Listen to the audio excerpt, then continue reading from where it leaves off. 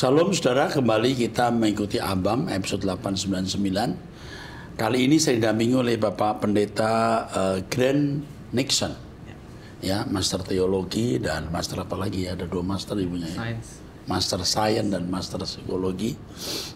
Tahun ini sudah dokter dong ya? Tahun ini, Pak. Oke. Nanti dipanggil dokter Grant Nixon, Master Teologi, Master Science, apalagi belakangnya. Luar biasa. Beliau adalah Kaprodi atau Kepala Program Studi Fakultas Teologi Sekolah Tinggi Teologi Ekumene. Kalau Bapak Ibu mau membawa anak Ibu sekolah pendeta, beliaulah Kaprodinya. Ya, oke, teruskan Pak Grant, kita mulai. Makasih Pak. Pertama untuk pertanyaan dari seorang pria berusia 24 tahun, sudah menikah. Pak, saya saat ini dalam kebingungan. Saya mengikuti saran Bapak untuk tidak bekerja di Kamboja dan kembali ke Indonesia dikarenakan Tuhan tidak berkenan dengan pekerjaan tersebut. Dan saat ini Pak, saya diperhadapkan dengan 2 pilihan, yaitu yang pertama, membeli rumah di Indonesia dengan sisa uang tabungan dan memulai semua dari awal. Atau yang kedua, pergi ke sekolah bahasa ke Taiwan dan bekerja di mana prosesnya beresiko karena saya belum bisa berbahasa Mandarin. Dan istri saya sedang mengandung anak pertama. Dan bulan lalu saya buka usaha di Tangerang, Pak. Namun saat ini sangat sepi. Saya kebingungan harus memilih pilihan tersebut. Saya sudah berdoa dan minta Tuhan memberikan jawaban. Namun hingga saat ini tidak ada jawaban, Pak. Terima kasih. Saya bukan Tuhan yang Maha Tahu, tapi saya punya pertimbangan. Istrimu baru hamil. Sebaiknya kamu tidak ke Taiwan. Pekerjaan belum tentu ada. Kamu juga belum bisa bahasa Mandarin. Saya sudah pernah 2 kali ke Taiwan. Hidup juga tidak gampang di sana. Ya. Kecuali menjadi pembantu rumah tangga. Tentu kamu pria ini ya, tidak menjadi pembantu rumah tangga. Kalau usahamu masih sepi, coba kamu usaha yang lain. Uang yang kamu miliki, kalau kamu belikan rumah, boleh, asal kamu punya pekerjaan. Kalau belum ada pekerjaan, pikirkan untuk usaha wira swasta. Tetapi rasanya kamu harus bekerja saja. Bekerja, penghasilan pas-pasan, tapi kau bisa punya rumah. Lalu dari pekerjaan itu kau bisa menabung sedikit demi sedikit untuk membuat usaha wira swasta. Tapi kamu sudah punya rumah. Ya. Tapi ini jangan mutlak harus diikuti ya. Ini tidak mutlak untuk diikuti ya. Tetapi pertimbangan saya begitu, lalu kamu tanya Tuhan. Ke Taiwan tidak. Ya, beli rumah mungkin asal ada pekerjaan tetap. Kalau belum ada pekerjaan tetap, pikirkan usaha lain. Kalau usaha yang sekarang sepi, pikirkan usaha yang lain. Kalau kita serius mau cari nafkah, tidak kenal lelah, jujur, tidak mungkin kita mati, tidak mungkin kita dipermalukan. Selalu ada jalan. Oke, teruskan. Ya, baik. Selanjutnya dari seorang remaja perempuan usia 12 tahun, seorang pelajar di Surabaya. Shalom Om Eras, saya ingin bertanya lagi. Saat Lucifer berbuat dosa, dia tidak diberi pengampunan atau diberi kesempatan kedua. Padahal dia hanya berbuat 1 kesalahan, yaitu ingin menjadi Tuhan. Sedangkan kita manusia yang berkali-kali berbuat dosa, tetapi selalu dimaafkan. Dan ada satu pertanyaan lagi yang ingin saya sampaikan. Tuhan pasti tahu akan apa yang akan terjadi ke depannya. Dan Tuhan pasti tahu Lucifer akan mengkhianatinya. Tetapi mengapa Tuhan masih menciptakan Lucifer? Seharusnya lebih baik jika Lucifer tidak diciptakan, karena manusia tidak akan jatuh dalam dosa dan mengecewakannya. Dan terima kasih Om Eras sudah datang ke Surabaya saat KKR dan penobatan pendeta. Firman yang Om Eras sampaikan sangat memberkati kita dan menyadarkan kita. Semoga Om Eras akan lebih sering menyampaikan firman di Surabaya. Terima kasih Om Eras. Saya akan selalu mendoakan yang terbaik untuk Om Eras dan keluarga Om Eras. Saya juga akan mendoakan semua tim Abam dan tim pelayanan. Terima kasih Om Eras. Wish you all the best and God bless you always. Terima kasih, Tuhan Yesus memberkati. Ini umur 12 tahun, hebat loh. Iya. Dewasa. Umur 12 tahun tulisannya begini nih. Luar biasa ini. Ya. Evelyn namanya ya. Evelyn, Om Eras sama Om Grant kagum sama kamu. Kamu hebat ya, usia 12 tahun. Pertanyaan kamu sudah sangat cerdas, bermutu. Dan tulisan kamu bukan seperti tulisan remaja usia 12 tahun. Yang pertama saya jawab dulu bahwa Lucifer itu diciptakan Tuhan dengan satu keadaan atau kondisi di mana satu kali dia salah, dia tidak bisa diampuni. Dosa yang dilakukan Lucifer itu bukan membunuh, berzina, mencuri, tapi mau menyamai Allah. Ini dosa yang sangat besar. Ya. Lalu yang kedua, Lucifer tidak bisa mati. Maka tidak ada kesempatan lagi. Beda dengan manusia bisa mati. Adam dan Hawa bisa mati, nanti ada pengadilan. Kalau Lucifer tidak bisa. Itu. Lalu yang kedua, cukup jelas nggak nih? Ya, cukup jelas. Yang kedua, Lucifer itu kenapa diciptakan padahal Allah kan maha tahu tuh akan jatuh dalam dosa. Begini ya, Allah itu bukan hanya maha tahu loh, Allah itu di luar waktu. Jadi kalau bumi di sini, Allah itu di luar waktu. Allah sudah tahu apa yang sudah terjadi, sedang terjadi dan akan terjadi. Allah tahu. Tapi kita tidak bisa menghubungkan kemahatauan Allah dengan kita. Tidak bisa. Tidak akan nyambung. Jadi kita hanya terima saja dan percaya terhadap sejarah kehidupan yang berlangsung itu. Tuhan sudah tahu loh, kamu nanti masuk surga atau masuk neraka. Tuhan juga sudah tahu Om Eras, Om Grand sudah akan masuk surga atau masuk neraka. Tuhan juga sudah tahu. Tapi Tuhan memberikan kita kesempatan untuk bertobat, untuk jadi anak-anak Tuhan yang baik. Itu Tuhan unik ya, tapi percaya saja karena Tuhan ada di luar waktu. Oke, teruskan. Oke, baik. Selanjutnya dari seorang pria usia 22 tahun, lajang di Sumatera Utara. Shalom Om Eras dan juga tim Abam. Pertama-tama saya berterima kasih kepada Om Eras yang sudah merespons pertanyaan saya, baik itu di program Abam maupun di Trinitas dan Monoteisme. Saya sebenarnya sudah mengikuti Truth ID dari tahun 2018. Puji Tuhan Om, khotbah-khotbah Om Eras telah mengubah kehidupan saya. Dan saya baru pertama mengenal Tuhan lewat ajaran Om Eras, sekalipun sudah dari kecil Kristen. Oh iya Om, saya mau bertanya. Sebelumnya pertanyaan saya ini muncul setelah mengikuti ibadah Sunday Service 1 pada tanggal 21 Januari 2024 ini. Di situ ada disinggung bahwa baptisan itu bahasa Yunani adalah baptizo yang artinya diselamkan. Pertanyaannya adalah, ada 3 pertanyaan. Yang pertama, apakah orang yang dibaptis percik itu tidak sah Om? Sebenarnya sahnya bukan pada percik atau selam. Sahnya pada kesediaan orang meninggalkan cara hidup yang lama dan hidup dalam cara hidup yang baru. Baptisan itu sebenarnya milik budaya orang Yahudi. Kalau orang non-Yahudi, bukan orang Yahudi mau jadi orang Yahudi harus dibaptis.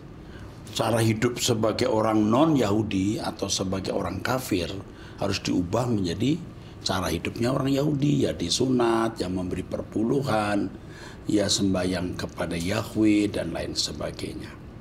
Lalu ada baptisan Yohanes Pembaptis. Artinya harus menghasilkan buah pertobatan. Melakukan hukum bukan hanya berdasarkan bunyinya, tapi berdasarkan jiwanya, nafasnya atau intinya. Makanya ada buah pertobatan. Orang yang laskar atau prajurit Roma yang mau dibaptis saja ditantangin dulu, kamu harus tidak boleh memeras lagi, cukupkan dengan gajimu. Kalau ahli Taurat, orang Farisi, tokoh agama mau dibaptis, dia malah bilang ular beludak gitu. Hasilkan buah dulu sesuai dengan pertobatan. Nah, itu baptisan Yohanes yang juga diteruskan oleh murid-murid Yesus. Adapun baptisan Tuhan Yesus itu baptisan api, Roh Kudus yang membaptis. Nah, lalu apa artinya baptisan dalam Kristen? Kesediaan untuk meninggalkan manusia lama dan hidup dalam cara hidup yang baru. Cara hidupnya Tuhan Yesus. Maka Roh Kudus diberikan memampukan orang untuk hidup seperti Yesus hidup. Jadi sahnya itu bukan teknik selam atau percik, tetapi maknanya ya, jadi meninggalkan hidup yang lama lalu hidup dalam hidup yang baru.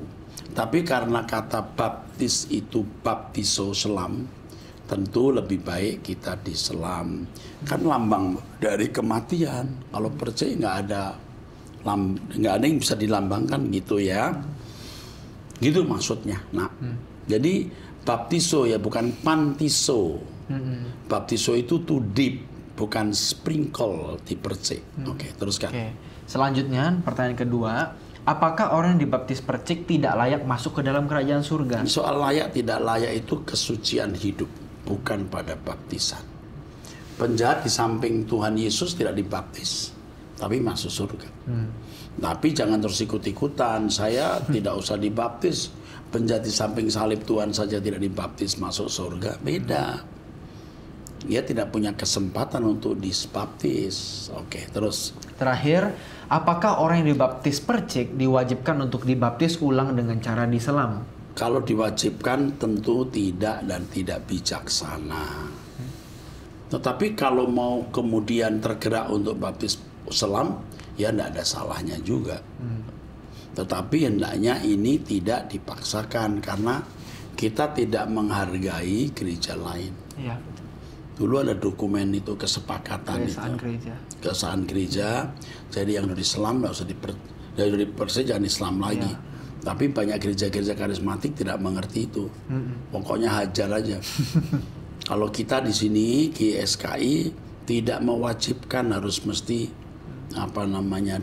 di selam lagi gitu. Makanya tidak pernah ditanya kamu sudah selam atau percik. Sudah ya sudah. Tapi kalau kemudian tergerak untuk dibaptis ya boleh juga, apa salahnya. Tapi jangan kemudian melecehkan gereja lain. Ya. Oke, teruskan. Ya, baik. Selanjutnya dari seorang pria 49 tahun, lajang, tinggal di Jakarta. Ya. Shalom Aleichem Pak Eras yang kukasihi dalam Tuhan Yesus Kristus. Shalom. Ada 5 pertanyaan. Pertama, apa boleh orang Kristen mati dan kemudian dikremasi? Katanya kalau dikremasi pada waktu Tuhan Yesus datang rohnya tidak dibangkitkan lagi. Nggak masalah karena kremasi maupun tidak sama-sama kembali ke tanah. Ya. Kalau di Alkitab pada tulang-tulang yang dibangkitkan itu menunjuk bangsa Israel. Itu figuratif, kiasan, bukan tulang benar, bukan real bone, not real bone. Ya, nggak apa-apa. Dulu orang-orang Kristen yang dibakar gimana? Apa nggak dibangkitkan? Itu menunjukkan bahwa percik, maksud saya kremasi maupun tidak, nggak masalah. Oke, teruskan. Kedua, saya tiap hari berdoa begini sama Tuhan. Tuhan, jangan kau ambil Roh Kudus-Mu dari dalam hidupku dan penuhi saya dengan Roh-Mu yang terbesar dan yang tidak terbatas. Apa doa yang saya minta ini sudah benar, Pak, di hadapan Tuhan? Benar, tapi jangan terus-menerus. Karena kepenuhan Roh Kudus itu tidak secara otomatis juga. Makin mengerti firman itu kepenuhan secara permanen. Ada orang yang dipenuhi Roh Kudus berbahasa roh atau mendemonstrasikan karunia roh. Tapi itu temporal. Kepenuhan roh secara temporal. Tidak akan memberi dampak terhadap karakter. Tapi kalau kepenuhan roh yang permanen, mendengar firman, mengerti dan melakukan, itu kepenuhan roh secara permanen. Itu yang berdampak terhadap karakter. Oke, teruskan. Ketiga, apa Pak Eras pernah mengarang lagu kesembuhan? Kalau Pak Eras pernah mengarang lagu kesembuhan, judulnya apa? Sekali lagi saya minta maaf ya Pak tentang pertanyaan saya ini. Soalnya lagu-lagu Pak Eras itu membentuk karakter saya agar saya bisa dapat menjadi pribadi yang lebih baik lagi dan menjadi pemenang di dalam Tuhan Yesus. Kesembuhan ya. Karangan lagu saya kan dia 300 lebih nih. Saya mesti ingat-ingat apakah ada ya. Aku belum bisa jawab. Kalau saya bilang tidak nanti ada. Bilang ya ternyata tidak. Saya belum bisa menjawab. Terus keempat, Pak, di dalam 2 Korintus pasal 1 ayat 22, 2 Korintus pasal 5 ayat 5, dan Efesus 4, 1-14 serta Ibrani 7 ayat 22 tentang jaminan kuasa Roh Kudus. Jadi apakah ayat ini berkaitan dengan satu sama lain ya Pak? Kalau Roh Kudus pasti berkaitan. Tidak mungkin lepas. Pasti bertalian. Tetapi kita harus memahami itu secara kontekstual. Setiap ayat punya konteks khusus. Oke. Ya. Terus. Terakhir, apa Pak Eras mau menjadi mentor rohani saya, Pak? Wah, my place dengan senang hati ya. Dengan senang hati. Berapa usianya ini? Ini adalah seorang pria usia 49, Pak. Oke. You rendah hati ya dengan usia 49-nya. Saya lebih tua 16 tahun ya. Iya. Tidak apa-apa. Saya bersedia jadi mentor rohani kamu. Bersama dengan saya doa pagi. Bersama dengan saya doa hari Jumat, nanti puasa, dan seterusnya. Nanti pada waktu puasa tetangga kita, puasa Muslim, kita semua ikut puasa ya. Semua tim Abam dan semua Abam, anggota Abam ikut puasa. Ya. Rumahnya di mana rumahnya? Tinggal di daerah Jakarta. Oke, Tuhan memberkati. Teruskan ya. Ya. Selanjutnya dari seorang pria remaja usia 15 tahun, pelajar di daerah Blitar. Pak, ini pertanyaan abam saya yang ketiga. Sekarang saya sudah mulai belajar rutin doa 30 menit setiap hari dan doa pagi. Kadang bisa 40 menitan duduk diam di kaki Tuhan dan tidak berat juga rasanya. Tuhan perlahan buka dosa-dosa terselubung saya. Saya perlahan mengalami hal-hal yang Tuhan izinkan untuk bisa mendidik saya.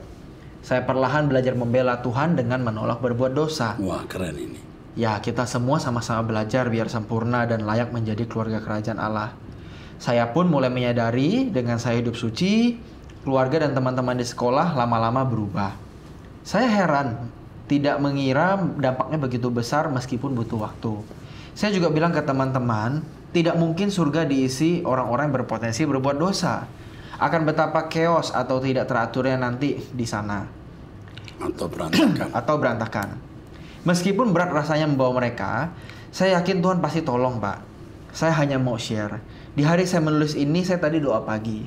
Doa belum selesai sampai khotbah, saya tertidur. Mungkin Tuhan mau sampaikan sesuatu. Saya mimpi sesuatu. Saya tidak bermaksud untuk mimpi saya ditafsirkan. Karena saya pasti bertanya kepada Tuhan yang jawabannya pasti lebih presisi. Keren itu. Tapi saya hanya mau share mimpi saya. Di mimpi saya sedang berdoa dengan dipimpin Pak Eras secara online. Lalu tiba-tiba saya tertidur dan terbangun lagi. Saya melanjutkan doa pagi dengan play live videonya lagi. Tapi yang saya lihat, orang yang berkhotbah bukan Pak Eras. Saya terkejut. Orang itu tiba-tiba berkata, Pak Eras tadi sesak nafas dan sepertinya meninggal. Saya pun menangis dan mimpi itu selesai. Saya terbangun. Suasananya masih terasa hingga kini, Pak. Itu saja, Pak, yang ingin saya share. Hanya, ya apapun yang kita hadapi, yang jelas kita selalu dalam kekudusan dan berjalan bersama Tuhan. Saya tahu Pak Eras punya roh yang begitu kuat antar dimensi, antar waktu dan tempat. Wah, keren ini. Dan saya tahu spirit itu, keteduhan itu tidak mungkin tidak dibangun setiap hari. Wah, keren. Sekian, ini Pak. Usia 15 tahun udah bicara soal dimensi. Hebat ini. Terus kan? I love you, Pak Eras. Sehat selalu dan saya akan terus belajar dari khotbah Pak Eras sampai saya benar-benar sempurna. Tuhan bela dan tolong Pak Eras. Tuhan memberkati. Maaf lumayan panjang, tapi tolong ini ditampilkan dan disampaikan di Abam karena kemungkinan besar ada pesan Tuhan di sini. Terima kasih. Kamu luar biasa, nak. Siapa namanya itu? Nggak ada ya? Namanya ada. Apa? Namanya Immanuel. Immanuel, kamu hebat. Kamu akan jadi hamba Tuhan yang luar biasa. Benar-benar luar biasa. Kamu akan jadi pendeta yang menakutkan pendeta lain. Kamu akan mengganggu gereja-gereja lain yang tidak kudus dan pendeta-pendeta lain yang hidupnya sembarangan. Ya, pendeta yang kudus, hamba Tuhan yang benar itu mengganggu gereja lain. Kamu akan jadi pengganggu, tapi kamu akan membawa orang ke dalam kerajaan surga. Ya, Immanuel, salut ya nak. Kamu mimpiin Om Eras meninggal, terima kasih. Kenapa? Mimpi itu bagus. Kenapa? Kalau saya dimimpiin mati itu bagus. Kenapa bagus? Ya karena memang harus mati. Harus mati. Kalau tidak mati, kita nggak akan hidup di dalam kerajaan surga. Oke ya, luar biasa ya. Tunggu sebentar ini. Baca aja deh. Yuk, Oke, teruskan. baik. Selanjutnya, seorang perempuan 54 tahun, menikah dengan 2 anak di Bali. Bapak Gembala, Associate Profesor Dr. Erastus yang saya kasihi, hormati dan teladani, saya sudah mendengar pengajaran dari Pak Eras dan Pak Wignyotanto kurang lebih dari 10 tahun terakhir. Dan putra saya juga mengikuti dengan tekun. Dan saya juga bersyukur memiliki suami yang karakternya seperti Kristus dan anak-anak yang dengar-dengaran sama orang tua. Intinya kehidupan keluarga saya biasa saja sejak dengar khotbah Pak Eras. Biasa saja di sini maksudnya berjalan baik-baik saja, penuh damai, sejahtera, karena kami berjalan sesuai dengan tuntunan moral dan firman Tuhan. Yang sebelumnya puluhan tahun lalu, keluarga saya pernah ditimpa badai yang dahsyat, yang menyebabkan suami saya memberi dirinya dibaptis, karena saya menikah bukan dengan anak Tuhan. Tetapi saya yakin dia pilihan Tuhan karena karakternya sangat baik. Pertanyaan saya sudah setahun tidak kebaktian di gereja lokal karena pengajarannya hanya menekankan mukjizat kesembuhan dan berkat-berkat duniawi. Seperti contoh, ayat-ayat firman Tuhan selalu dikaitkan dengan uang seperti menabur di gereja akan menuai pelipat gandaan uang. Dan kalau ada ibadah penghiburan, itu adalah penghiburan palsu karena menekankan orang yang masuk surga itu dinilai hanya karena rajin melayani di gedung gereja, yang tidak ke gereja pasti binasa.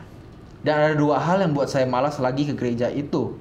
Karena gembalanya secara samar mengatakan ajaran Pak Eras sesat, walau dia tidak sebut nama. Tapi saya yakin siapa yang dimaksud karena waktu itu khotbah Bapak lagi viral, yang masalah menikah dengan Roh Kudus dan Yesus mati 2 kali.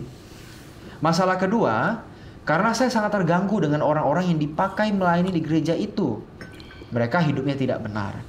Kalau mereka menyumbang uang banyak, mereka merasa sangat dihormati, padahal uang yang diperoleh dari hasil merampok. Itu terbukti karena orangnya sudah masuk penjara dan terbukti bersalah. Sudah bertahun-tahun saya dengar khotbah Pak Eras di YouTube dan juga lewat audio di grup WhatsApp yang dikirimin Pak Sugeng.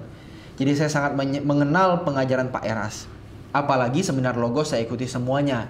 Dan sangat mudah saya menerima penjelasan yang alkitabiah dan sempat perang di media sosial hanya beberapa saat saja. Karena Pak Eras melarang berdebat, jadi saya hentikan. Dan ajaran Logos bagi saya adalah pengajaran yang paling alkitabiah. Dan tentu saja saya sudah tahu inti tujuan kekristenan, yaitu berjuang mengenakan Logos seperti Yesus. Yesus sudah menang dan kita belum menang. Karena kemenangan ditentukan di akhir pertandingan. Benarkah tindakan saya ini undur dari gereja lokal dan hanya mendengar pengajaran GSKI via online? Karena gembala saya kurang jadi teladan. Bapak bayangkan saja, di usia 70 tahun masih bercita-cita memiliki mobil mewah dengan alasan untuk pelayanan. Sementara ajaran yang saya dengar setiap hari adalah mati dari keinginan dunia sebelum mati beneran. Yang kedua, umur 70 tahun masih pengen punya mobil mewah. Kacau ya. Kacau. Pertanyaan kedua, Pak. Dosakah saya mengakhiri hubungan kerja dengan orang yang hidupnya tidak kudus? Dengan seorang janda yang memiliki selingkuhan pria beristri plus open BO. Karena dia tidak konsentrasi, kerjanya selalu bermasalah dan akhirnya saya akhiri kerjasama kerja. Padahal saya punya belas kasihan padanya, ingin agar dia hidup kudus, tetapi sepertinya tidak ada perubahan dan akhirnya saya pecat. Sekian dulu pertanyaan saya. Terima kasih sudah berkenan menayangkan, dan buat tim Abam terima kasih untuk pelayanannya. Salam kasih saya buat Pak Yehuda yang melankolis dan berhati lembut seperti Babe Eras. Oh iya Pak, sebelum saya akhiri, selamat untuk pernikahan Ananda Stefani Erastus nanti tanggal 3. Saya pasti nonton di YouTube. Doakan putra saya ya Pak, supaya dipertemukan jodoh yang memiliki iman seperti putri Pak Eras. Oke. Yang pertama, ibu ini ya. Ibu ini polos ya. Saya kira mesti mundur. Gereja itu tidak memberkati Anda. Sementara waktu lewat online dulu enggak apa-apa. Nanti saudara cari gereja GSKI di sekitar sana, ada beberapa. Pilih yang Anda merasa sejahtera di situ ya. Oke. Nah, yang kedua, itu yang pertama ya. Lalu soal pendeta yang tadi mengatai saya sesat. Saya cuma mau berkata begini ya, walaupun berat ya. Kalau dia punya Roh Kudus, benar-benar berjalan dengan Tuhan, dia tahu roh apa yang ada pada saya. Saya juga manusia seperti yang lain dengan kasus-kasus yang saya hadapi mirip. Misalnya ada seorang pendeta dikatai sesat. Apa reaksi saya? Saya diam dulu.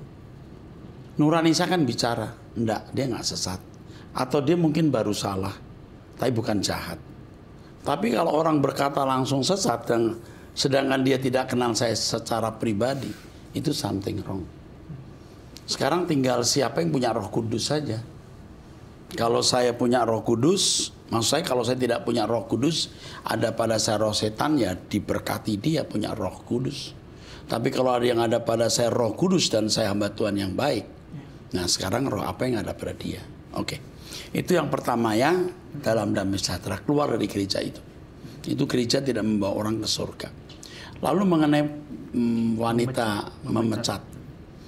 Mestinya, ya saya tidak tahu ya, tugas apa yang Anda berikan kepadanya, kerjasama macam apa. Sebenarnya kalau kita bisnis, siapapun orang itu kita juga tidak perlu terlalu menjadi masalah. Karena ini kan urusan bisnis. Dan di dalamnya kita punya kesempatan menggarami orang itu. Tapi sekarang udah dipecat kan? Cuman pesan saya coba sebisa mungkin dilawat orang ini. Dibawa kepada Tuhan. Ya, senang bisa membaca tulisan Anda. Anda orang yang terpilih dan pasti kita akan ketemu di langit baru, bumi baru. Oke. Selanjutnya, seorang perempuan 56 tahun, cerai hidup di Jakarta. Shalom Pak Eras dan tim Abam, saya punya cici usia 62 tahun tidak menikah, sudah tidak bekerja juga. Sehari-harinya cici saya tidak pernah absen mengeluh kalau mengerjakan pekerjaan rumah. Seperti membersihkan ubin keramik, menyapu depan rumah, mengelap mobil. Dia kerjanya seperti itu di rumah dan menjadi rutin pekerjaan seperti itu. Tetapi setelah melakukan pekerjaan itu selalu mengeluh seperti orang depresi. Dia bilang capek lah, dan juga bilang keponakan saya yang laki-laki tidak bekerja, dia bilang malas. Hal ini membuat saya pusing, karena selalu mengeluh berkali-kali dan tidak hanya satu kali ucapan saja Pak. Pernah satu kali saya bilang, jangan bersungut-sungut kalau mengerjakan pekerjaan rumah. Akan tetapi dia menjadi tambah marah. Semenjak itu, kalau cici saya mengeluh, saya tidak pernah respons dan saya tidak jawabin apa-apa. Tetapi, kalau di depan orang-orang, cici saya baik banget. Apalagi kalau habis ibadah dari GSKI Gajah Mada setiap minggunya. Tetapi setelah pulang dan sampai rumah, dia bikin masalah lagi, mengeluh apa-apa saja. Sebenarnya saya secara manusia sudah tidak kuat menghadapinya Pak Eras. Karena kelakuannya yang ada-ada saja. Di mata cici saya, semua yang di rumah tidak ada yang benar. Hanya dia saja yang benar. Satu rumah sudah tidak suka dengan cici saya. Karena tidak tahan dengan ucapan mulutnya yang tidak memberkati orang. Yang mau saya tanyakan Pak, bagaimana menghadapi cici saya ini? Apakah kita semua harus mengalah terus? Atau diam saja? Akan tetapi kalau kita ajak bicara, ujung-ujungnya tidak nyambung dan jadi emosi. Sampai tensi saya kadang-kadang naik.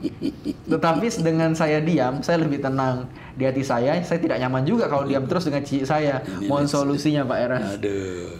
Satu, kamu catat baik-baik ya. Cicimu itu sakit.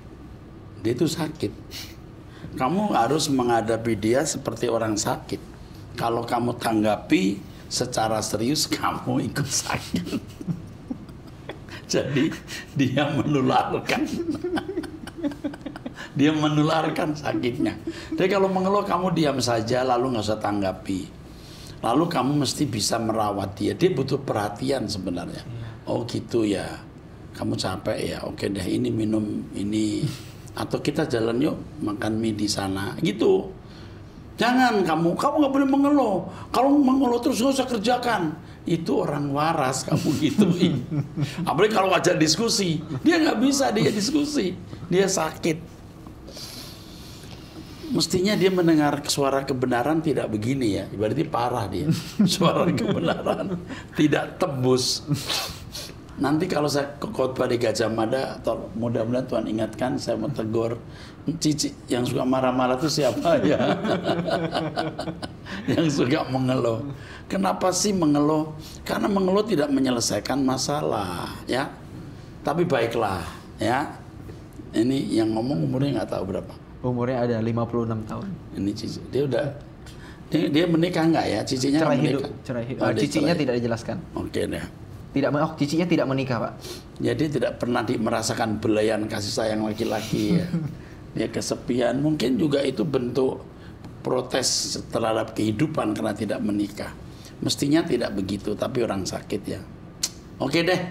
Kita akhiri sampai di sini. Kita akan ketemu di episode 900. Ya. Episode 900 ke depan. Tuhan berkati, sampai jumpa.